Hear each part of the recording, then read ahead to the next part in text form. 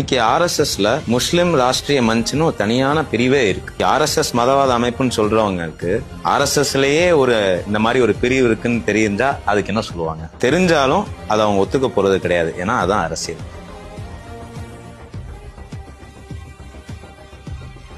ஆனா இந்த ஆர்எஸ்எஸ் அமைப்பு மதவாத சித்தாந்தத்தை சொல்லுதுன்னு மாற்றுக் கட்சிகளா இருக்கட்டும், எதிர்கட்சிகளா இருக்கட்டும் அந்த குற்றச்சாட்டை வைக்கிறாங்கல்ல. இல்ல, அதாவது ஆர்எஸ்எஸ் ஒரு மதவாத அமைப்பு அப்படின்னா அது முற்றிலும் போய். இன்னைக்கு நீங்க எல்லாருமே பிஜேபி ஆர்எஸ்எஸ் ஓட அஃபிலியேட்டட் ஒரு பார்ட்டியா தான் நீங்க பாக்குறீங்க. ஆனா இப்போ அப்துல் கலாம் ஐயாவை பிரசிடென்டா நாமினேட் பண்ணது பிஜேபி. இதே நீங்க மதவாத அமைப்புன்னு சொல்ற இதே ஆர்எஸ்எஸ் பிஜேபி தான் ஃபுல்லா பேக் பண்ணு. அன்னைக்கு 2வது நாமினேஷன் அவர் பண்றப்போ அதை எதிர்த்தது காங்கிரஸ் டிஎம்கே. சோ அதனால மதவாத அமைப்புன்றது ஆர்எஸ்எஸ் கிடையாது. அது முற்றிலும் போய் ஒரு தவறான கண்ணோட்டத்தை மக்கள் ஒரு நல்ல விஷயத்தை புரிஞ்சுக்குவாங்களோன்ற ஒரு பயத்துல எதிர்கட்சிகளோ எதிர் அமைப்புகள் பண்ற ஒரு விஷயம். மித்த மதங்கள் இருக்கக்கூடாது, மித்த மதங்களை சார்ந்த அமைப்புல இருக்கவங்க இருக்கக்கூடாது, அவங்கள நம்ம இந்த நாட்டுல இருந்து அழிச்சிடணும்ன்ற ஒரு கண்ணோட்டத்துல வேலை பார்க்கலையே. என்னோட மதம் நல்லா இருக்கணும், என்னோட நாடு நல்லா இருக்கணும், என்னோட நாட்டுல இருக்க மக்கள் நல்லா இருக்கணும், அதுக்கு நான் என்ன பண்ண முடியுமோ அந்த வேலைகளை தான் செஞ்சுக்கிட்டு இருக்காங்க.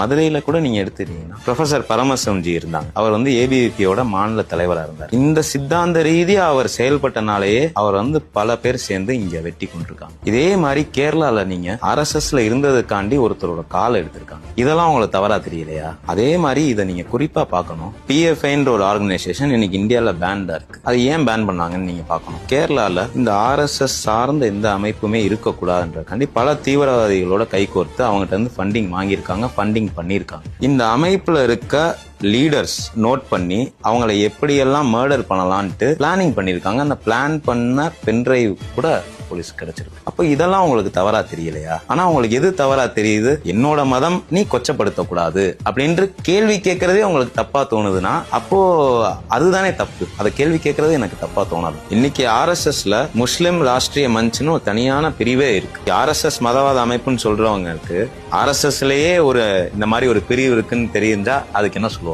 தெரிஞ்சாலும் அதை அவங்க ஒத்துக்க போறது கிடையாது. ஏன்னா அதான் அரசியல்.